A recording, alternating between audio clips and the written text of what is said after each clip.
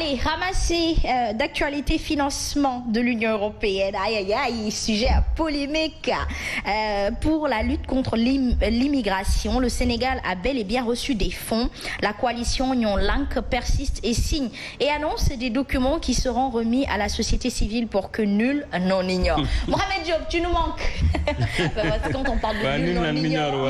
c'est vraiment lui. Aïcha, mi ngi noon professeur Donfakha am na ko maître Babacar Seye moom la ñu ca tëjoon ndax bi mu génnee wax ci ñu ne ko déedéet da nga war a noppi muuma par force te yàlla dogalu ko kon nag comme yàlla dogalu ko nag day wax te li muy wax dafay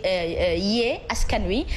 réveiller seen curiosité maanaam ci immigration clandestine ba ñu ñàkkoon ci 480 jeunes ci géej gi ci mort yi nga xamante ni retrouvé nañ leen ñu mun leen a wàññi ndawum Sénégal toll na ci 480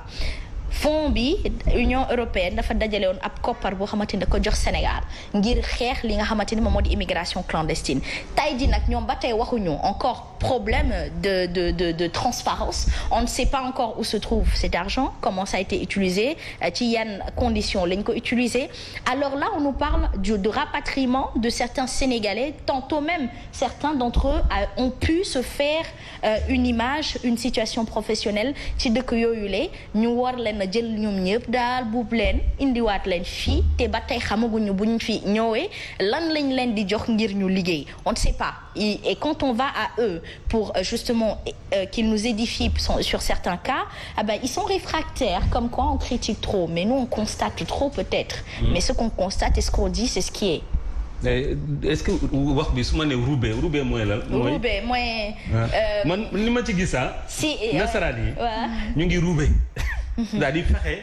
ba ñu xuloo suñu biir. ñu jaxasoo suñu biir. parce que xam nga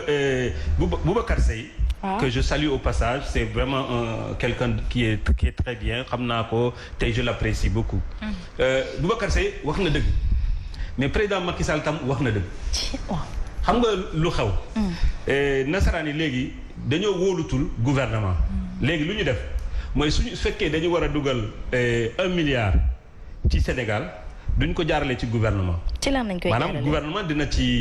dina ci nekk dinañ ko boole tuuti mais xaalis bi du jaar ci gouvernement xaalis ci ay ONG yu nasaraan yi am Sénégal ñoom ñoo jël xaalis bi di ko dépenser. donc su fekkee gouvernement nee ne man xaalis boobu gisuma ko mun na nekk waxuma nag am na mais mun na nekk parce que xaalis bi dugal nañu ko Sénégal mais jaarul ci loxo gouvernement. mais léegi professeur. problème bu mag a mag mi ngi tàmbale foofee. munoo nekk njiitu réew. ONG gan la sa biir réew. man gan du ñëw sama biir kër di yeewi sama bëy. du ma ko nangu kat. ndegam man gune gi maa ko dul nangu nag. ngala ñoom. wala massa ñoom. benn ngoog ñaareel ba moo di que lan la ñuy def seen digganteeg nasaraan si ba nasaraan si wóolutul lu toll ni état wu Sénégal ba jël koppar bu koy jaarale léegi di ko jaarale. ci ñeneen parce que en fait problème yi booy xool tam stratégiquement c'est que sunu doom yi dem France et Espagne. di jaar ci côte sénégalaise yi.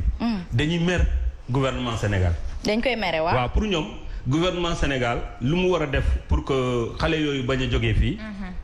defu ko.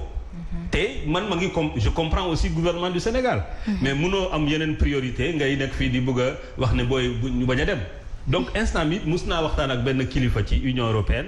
def ma ne mais Sénégal ak seen police bi mu xarañee naka la mën a def te du xam xale yi nu ñu organiser wu pour dem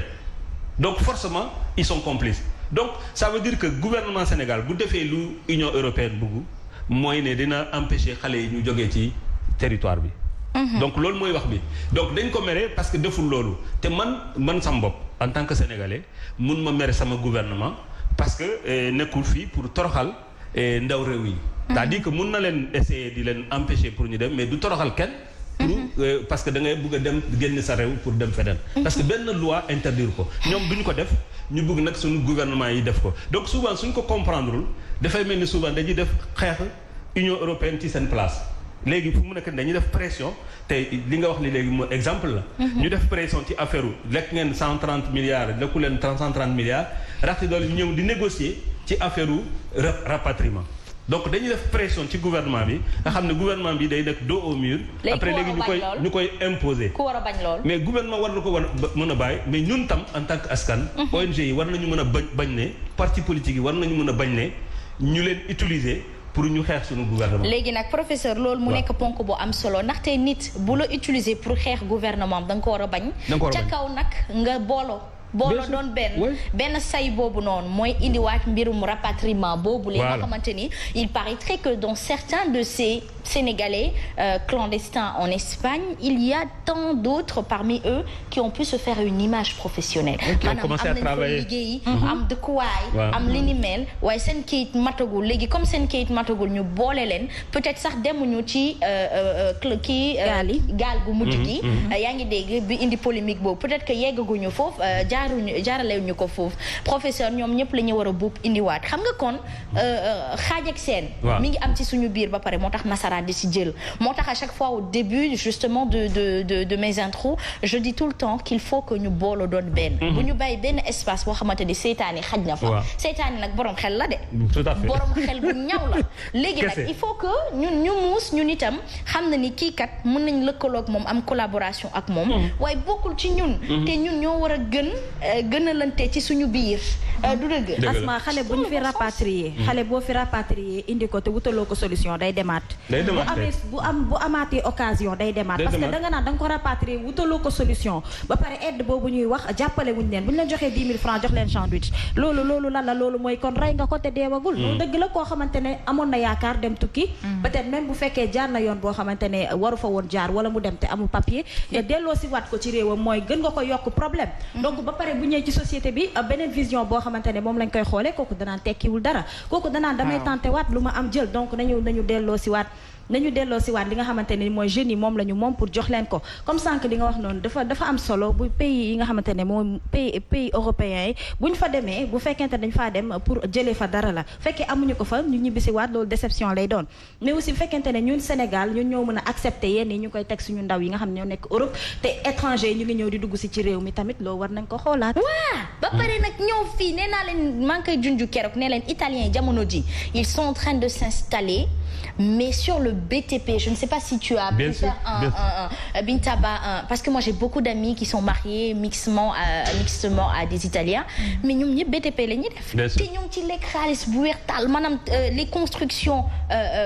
privées yi nga xamante ni ay nit yi seen ay hôtel ak seen même aluminium buntu ñiy jënd sax ñoom ñoo koy jënd te Italie lañ koy jëndee indiwaat ko donc ñoom ñoo ngi suqali seen comme réew di nasaxal suñu boss te aujourd'hui ils vont nous prendre comme que des ouvriers au lieu de nous prendre comme des chefs de projet ils ne vont pas nguur gi tegu leen daan boo xamante ni mën nga évoluer fii terewuñu ko kenn mais en évoluant tu vas apprendre le métier justement à un ingénieur ou un futur ingénieur ou bien ñi nekk di jàng lool ñu am stage obligatoire ci ñoom qui va allier maintenant la théorie à la pratique l'Europe le fait en Europe quand tu es même étudiant dans un corps de métier ils te font travailler 3 semaines et 1 semaine de théorie pourquoi on n'arrive pas à épouser ça comme dañuy copier lépp ci Europe dañu copier loolu ci France wala Asma dama mës a dégg Thionia di wax lu am solo nee na par exemple tey jii africain bi rek moo comprendre que le continent de l'avenir c'est l'Afrique parce que nag boo ko xoolee rek ci réew mi ñu nekk Sénégal tey jii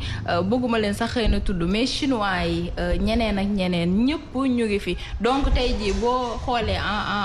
si wàllum échange ñoom seen xaalis xëy na boo jëlee franc CFA nga échanger ko ñoom ñoo ñuy ëpp koom donc buñ fi gisul woon xëy na dara duñ fi ñëw mais itam toujours comme niñ koy waxee rek on revient à la charge état bi tamit Asma loolu c'est son travail mu gëm loo ndaw ñi ne war nañ fi mën toog war nañ fi mën a réussir parce que dafa am benn penseur bu mag bu naan boo bàyyee sa bassan nga dem toog si bassan wu keneen doo toog place ba ca gën parce que da ngay fekk kooku nee na fa faax boo ëlbatigoo nag di wëri sa bassan da ngay fekk keneen ku la ko gën a soxla jël na ko donc encore une fois nañu gëmloo suñuy ndawi réew li fi nekk am na benn économiste bu may wax immeuble bi ñuy tabax mooy fi ñu toj pompier nee na ma ñu jox ko ay marocain ça veut dire que kon sénégalais mënuñu tabax Asma loolu xam nga attention c'est-à-dire ki ko tabax c'est monsieur Guindo c'est un ingénieur génie civil sénégalais la moom mooy directeur mais souvent xam nga la ñuy def dañuy ñëw ak seen xaalis après jël sénégalais ñu defal leen liggéey suñu ñëwee ci télévision marocains yi ñooy feeñ voilà c'est pas bien. Voilà professeur. Est-ce que c'est pas une excuse-moi est-ce que loolu c'est pas une forme de découragement de la jeunesse. ñaata jeune ñoo fi def génie civil. man maa ngi xam kenn ci ñoom Abou Diakhaté c'est un jeune. c'est parce que son père a été dans le BTP et qu'aujourd'hui il a un travail. mais aujourd'hui boo xalaatee te salaire bi ñuy fay nasaraan si wala Turquie yi ñuy ñëw fi on n'a rien contre eux mais du bokk pourquoi le Sénégalais n'est pas au devant avant même que les autres puissent s'y retrouver. Quand ils payent les étrangers, ils payent selon leur SMIC, le SMIC de leur pays. Ils ne payent pas que selon le SMIC du pays ici. Léegi nag loolu noonu est-ce que ça